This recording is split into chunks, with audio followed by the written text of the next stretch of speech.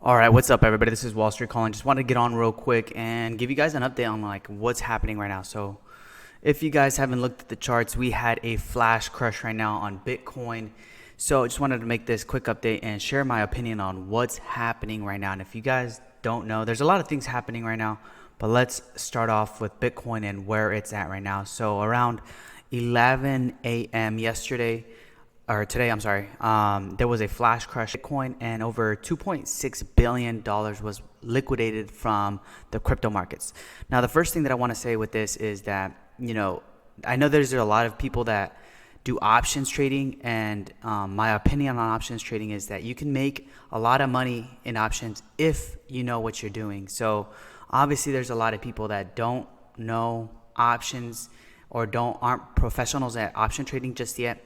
And this is the reason why I choose not to get into options. I haven't done enough research. I haven't been mentored by anyone in options, and I just don't consider myself a professional. So I'd rather keep my money, and that's a way of maintaining and improve and growing my money, is just not to get in things that I don't know too much. But anyways, $2.8 billion was liquidated from the crypto market because of this flash crash right here. And it started around 11 a.m. Eastern Standard Time, and within 20 minutes it was quickly rejected, and it's sitting at 46,000 right now, where I think it's gonna maintain for a while. So I don't recommend a lot of people to get involved into options trading until they do their due diligence and practice before they get into it.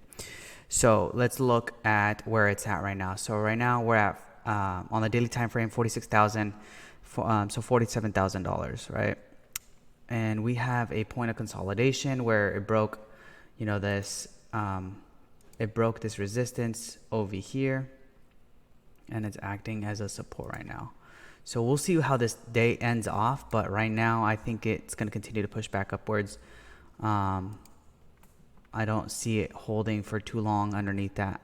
If it closes underneath 45,000, or even underneath where the VWAP is, that is a very bearish sign and a possible continuation of a downtrend. So, just pay attention closely to these next couple of days to see where it's at and where it pushes. So if we move down to the 4-hour, we can see they had this big, massive sell-off.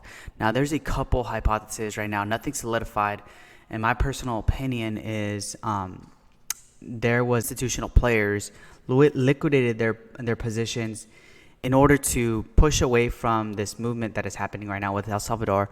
El Salvador buys 550 Bitcoin to officially adopt the crypto as a legal tender. Now, this is huge, guys, because it's a chessboard game right now, right? You have El Salvador, which is taking a position towards being a crypto-friendly economy and country, and you have these institutional players who want to get in the game, but they're not going to want to buy at the all-time highs, right?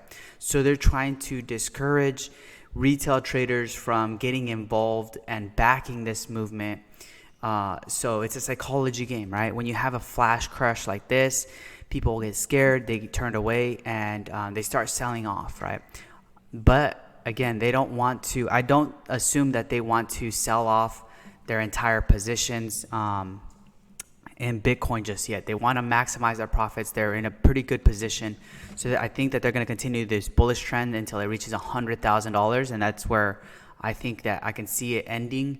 Obviously, this is all hypothesis, so don't take this as investment advice, right? So I think they're pushing this price back down artificially. They're selling their positions in options and in their positions as far as what they're holding, and they're going to buy again once enough people get scared from El Salvador and discourage this, and then push that price back up. So it's just to me, what I'm thinking is this is very coincidental that we had a crash in Bitcoin, Ethereum, and most of altcoins the same day that El Salvador adopts and buys Bitcoin, right? So there is a coincidence, right? You got to start looking into those things. So let's get into the news of this. It says Tuesday marks the official beginning of El Salvador adopting Bitcoin as a national legal tender alongside the US dollar. Now, El Salvadorians can use Bitcoin to pay taxes, rent, and lunch at McDonald's while receiving a paycheck in cryptocurrency. I'm not gonna say the name. I'm gonna murder it. Said he plans to spend more than $225 million for the cryptocurrency's adoption of Bitcoin, and is giving $30 worth of Bitcoin to individuals who download and use Chivo.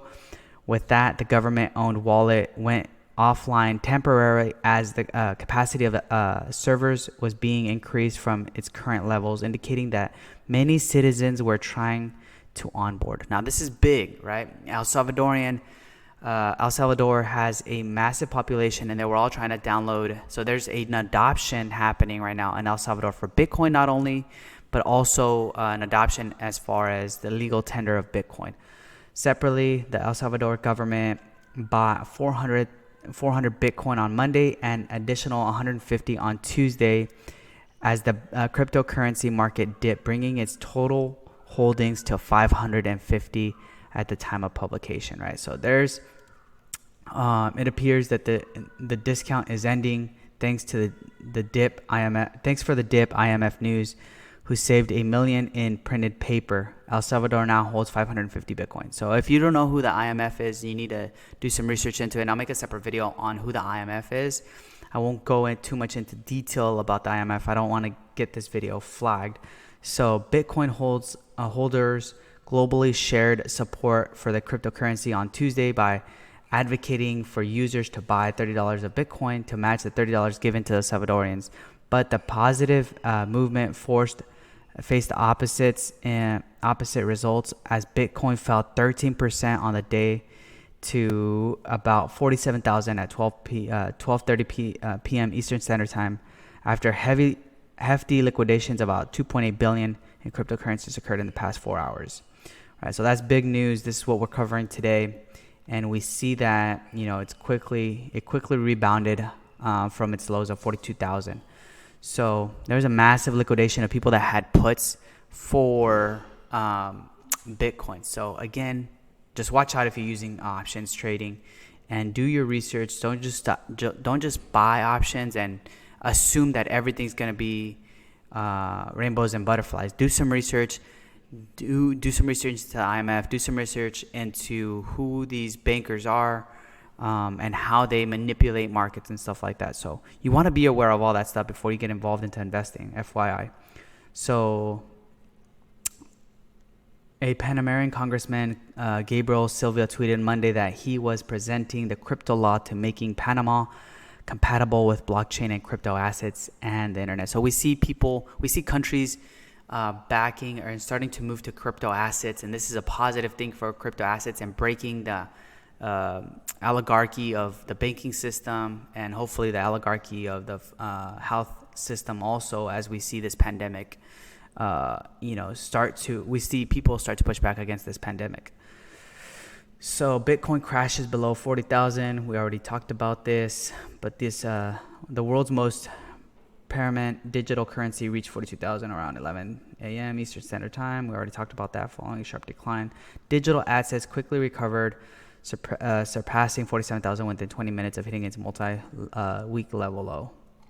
So we already talked about this stuff, but just stuff to be aware of, guys, right?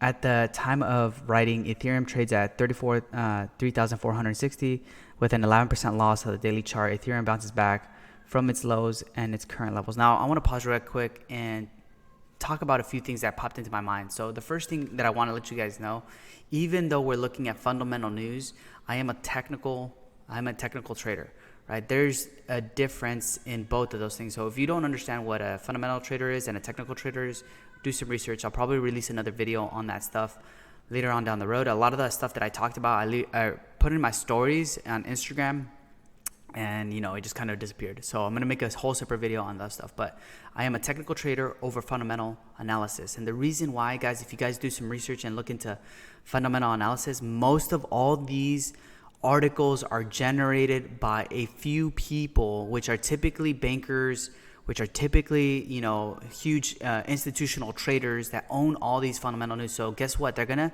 manipulate you if all you do is look at fundamental news, right? You got to look at the on-chain analytics. You got to look at the chart, what is telling you, what the volume is telling you, what these different indicators are telling you. You can't be purely a fundamental news trader. Now, for me, I am both, but I am a technical trader. I want to understand what my opposition, the people that I'm trading against are doing and what they're trying to make people do, right? So just to read this over again, at the time of writing this, Ethereum trades around 3,400 with an 11% loss on the daily time frame. So they're trying to create fear in Ethereum. Ethereum bounces back from its current lows. Some exchanges platforms briefly record at 3,100, the cryptocurrency, but recovery could face hurdles.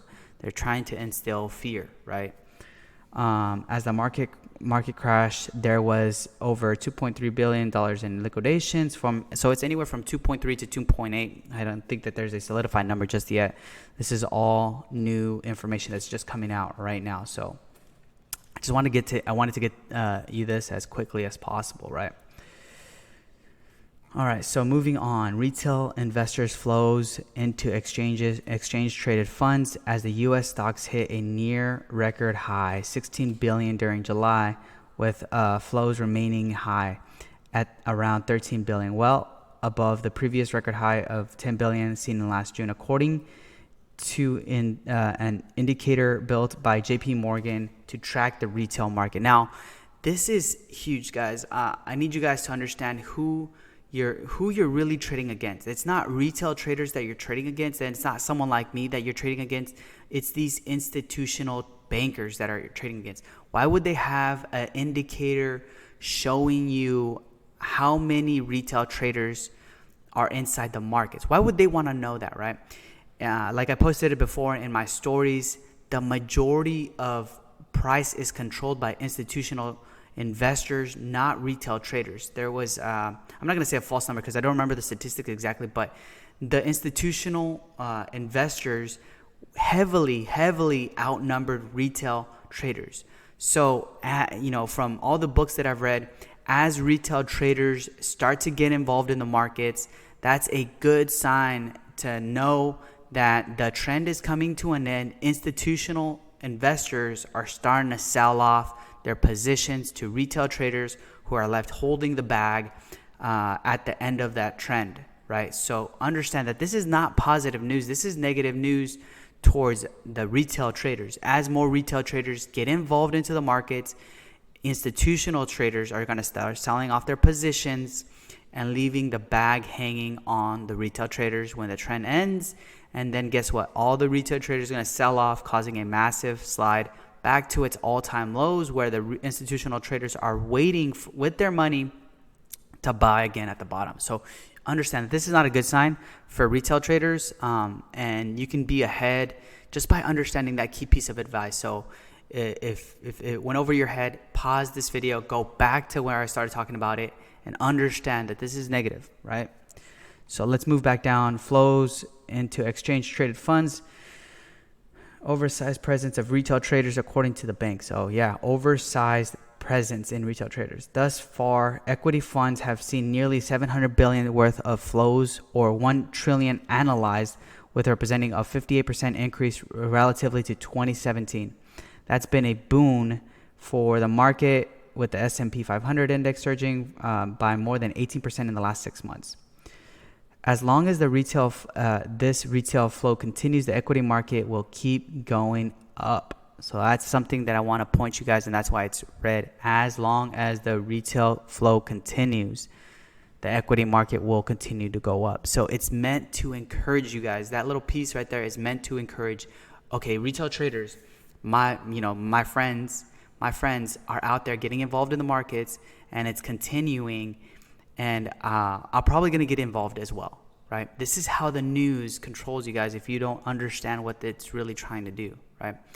So retail traders, they don't own the majority of the market, right? Most retail traders have a couple shares in their accounts, a couple shares in their other accounts and stuff like that. The majority of shares is sitting in an institutional fund. It's sitting in Amazon's account, it's sitting on Jeff Bezos' account, it's sitting on Microsoft's account, all these different accounts. That's the majority of the funds, majority of the shares. So understand that, right?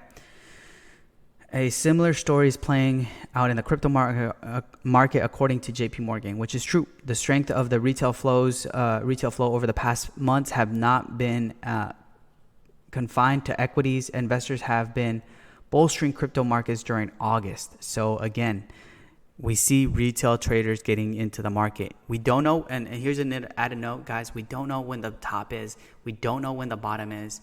All we want to do is catch the wave from anywhere in the bottom to anywhere at the top and secure profits, right? A lot of people get wrapped up at getting out at the very top or, entering at the very bottom. That's not what the name of the game is, right? Nobody knows where the bottom is. Nobody knows where the top is. All you want to understand is fundamental news and understand technical news or technical analysis most of all, right? And then get out in profits. If you can make a 10% growth, guess what? You beat the market. You beat 2.2 to 7% of inflation. You made 7% on your money without doing anything, right? So understand, it's not about entering at the bottom. It's not about exiting at the bottom. It's about getting out in profits, right? So data on the blockchain shows that crypto exchanges websites traffic rebounded to 408.2 million visitors in August, an increase of 27.8% month over month. So that's big news, right? We're starting to see retail traders get back into the markets.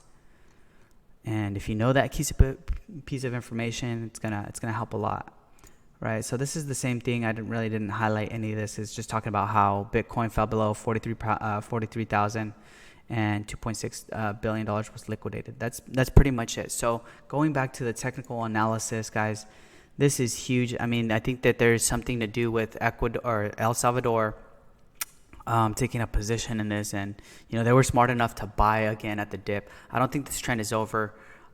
It would shatter every single fundamental, every single analysis. If this trend was over, it would shatter everything that Bitcoin analytics showed the last wave. Right, so I don't think that this Bitcoin's over. I think institutional investors want to cause a fear, cause a dip, buy again at the bottom, and continue to push upward of 100,000 by the end of this year, if not early of next year. So just understand that they don't like that El Salvador is taking this position of making it a legal tender.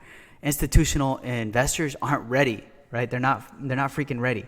That's why the IMF is shutting it down, saying it's a risk, saying that El Salvador is creating more volatility and all this and that negative news for El Salvador. But, El Salvador knows what they're doing, right? They understand analytics. They understand the institution oligarchy and all that stuff. So I think that we're going to continue to push upward. So we'll see how it goes. Just be aware of, how Bitcoin is playing out on the daily time frame, on the weekly time frame, and have some indicators that help you analyze the charts. If you don't have on-chain analytics, get some. It's very expensive, but if you want to be part of this game, that's where you need to be. So with that, guys, I hope you guys enjoyed this video. If you found it informative, go ahead and like it, share it with someone that needs to see it. This is breaking news, guys. This is something that I wanted to get out as quickly as possible. I know that I haven't been talking about Bitcoin as much. There's been a lot of things that it's happening right now in the world, and I have a passion for all of this stuff, so I want to make sure that I'm sharing the best quality of information with you guys. So I'll see you guys in the next video. Let's go.